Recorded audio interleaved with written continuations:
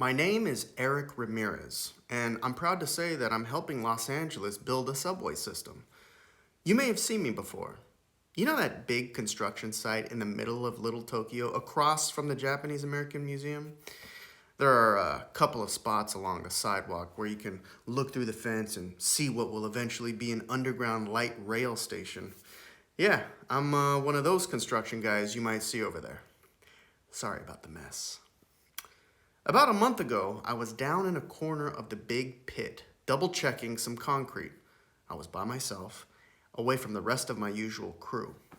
Well, all of a sudden, I had this funny, paranoid feeling, like somebody was sneaking up on me. I even thought I saw someone out of the corner of my eye. It wasn't one of the other guys, or a foreman, or a supervisor. It was a child, a young, long-haired, Asian-looking girl wearing some sort of light pink kimono. She was smiling. My mind flooded with questions. Who was she? How did she get there? Was she trespassing? Why wasn't she wearing a hard hat? So I turned around to talk to her, but there was nobody there. Whoever it was had vanished into thin air. It was strange. On my way out, I asked a couple of the other guys if they had seen anybody lurking around, a missing child perhaps. What are you talking about, man? There hasn't been anybody here but us, Foreman Mike says with a laugh. The others I talked to all agree. No kids had accidentally wandered into the area. None of us had invited a daughter to come see what Daddy does all day. Go home and get some rest, Mike suggests. It was probably just my imagination, I think to myself. I don't believe in ghosts. I head home and don't think about it for the rest of the evening. That night, I had a dream. I was in Little Tokyo. At least, I think it was Little Tokyo. It looked different. The big glass museum building was gone. That Japanese hotel on First Street was gone. There were trolley tracks down the middle of the street, but no subway tunnel construction. Stores, shops, and restaurants were all closed. And the people looked different, too. It was like one of those old Hollywood movies where the men all wore suits with fedoras, you know what I mean? Men, women, and children, all Japanese American, I suppose, had gathered around. Some of the men were carrying suitcases while others had big bundles or packages. Then I noticed the buses. That's when I started to understand. The people weren't just standing around. They were waiting to be hauled off. I couldn't see their faces very clearly. Were they worried, concerned, confused, angry, or just resigned to their fate? The crowd seemed surprisingly orderly. At last, the buses were all loaded up and I was the only person left. Except there was still one girl left behind. It was that same little girl in the kimono that I had imagined seeing earlier. She watches the buses leave and then she shakes her head in silent disbelief. I saw her fade away as she walked off down the empty street. And then I woke up. The next morning, I had the day off, so I decided to head downtown. I wanted to see the Japanese American Museum. I already knew a little bit about the history of the area that we were digging up. Metro had put historic photos on the fence around the subway project. I knew how we had locked up all of those Japanese Americans during World War II. But my strange kimono girl confused me. Had anybody managed to stay behind when they took them all the way to the desert? When I arrived at the museum, I found a museum guide and asked him if anybody had been forgotten in all of the confusion. No, that couldn't be, said the guide, a gray-haired Asian American gentleman in a purple vest. He sounded surprised that I would even suggest it. People who moved to the East Coast were able to avoid the camps, but they wouldn't have left anybody behind here. I can't imagine it. I thanked the man and looked around the historic exhibits. Little Tokyo sure looked different back then. My dream seemed pretty accurate so far. I was getting hungry, So I left the museum in search of a bite to eat. I avoided the famous ramen noodle house with the huge crowd out front. Instead, I wandered into Japanese Village Plaza and found a small cafe near the Hello Kitty store. It appeared to be a two-person operation, with a man behind the counter cooking. A woman, possibly his wife, was doing all of the waitressing. It was after 1 p.m., and I seemed to be their only customer at the moment.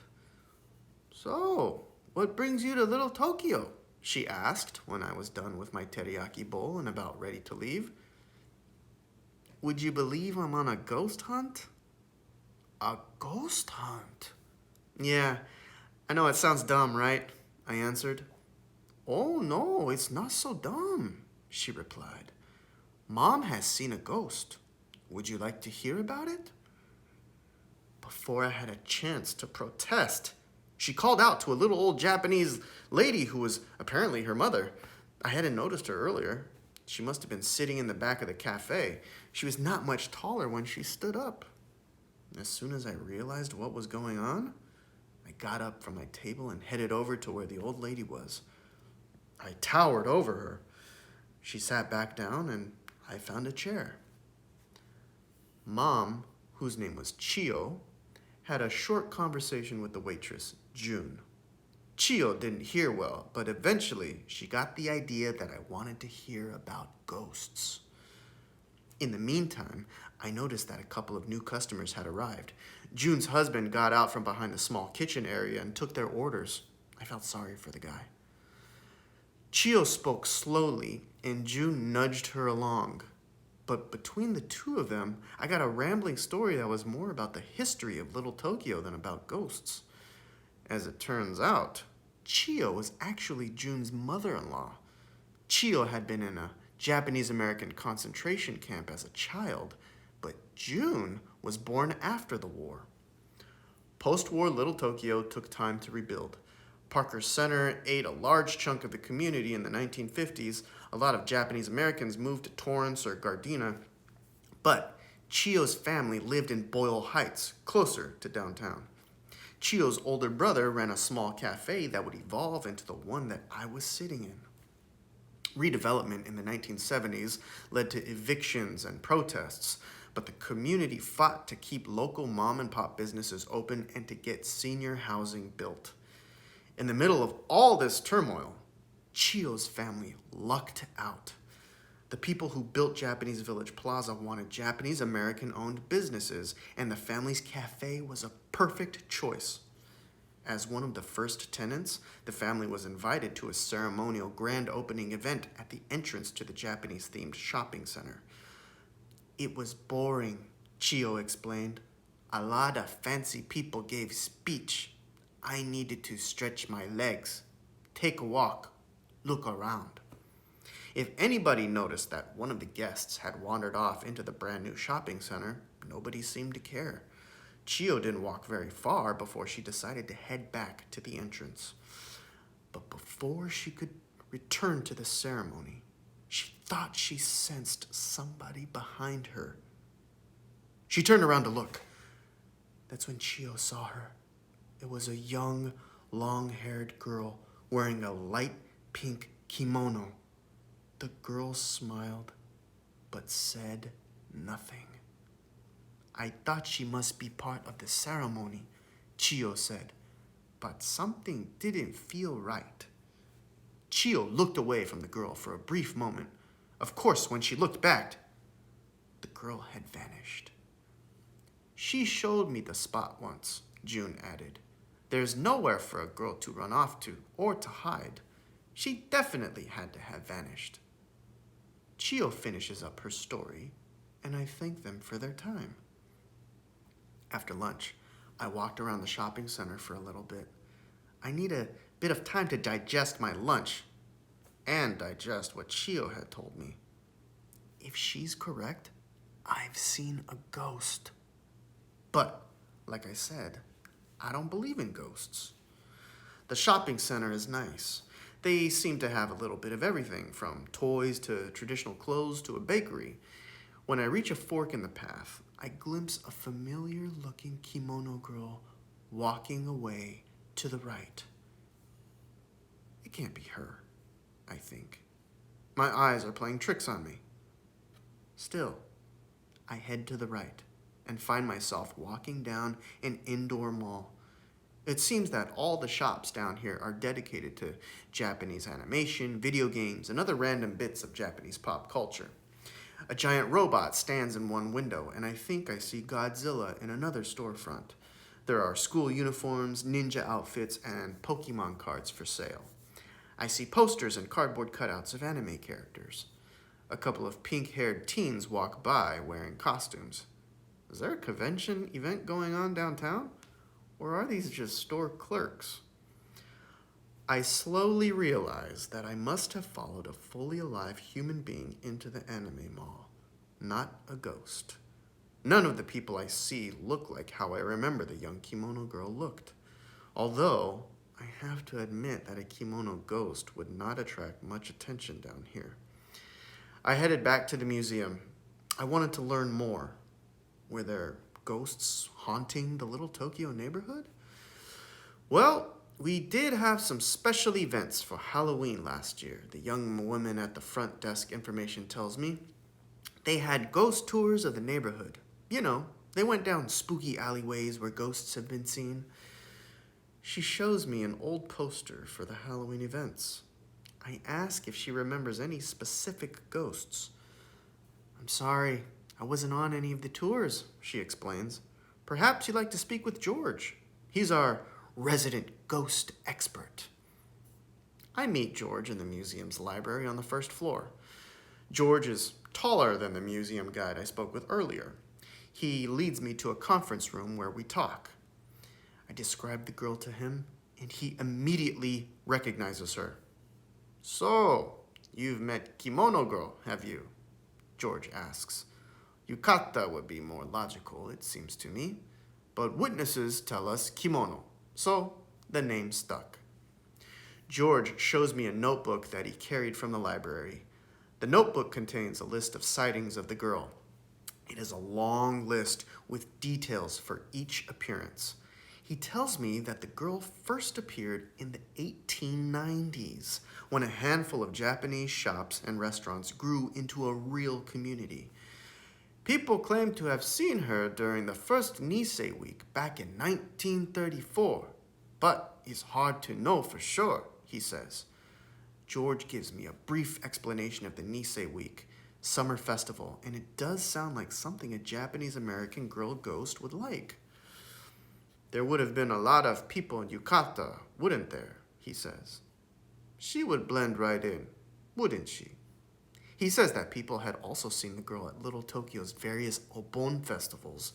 He hesitates to add that Obon is a traditional festival honoring the dead.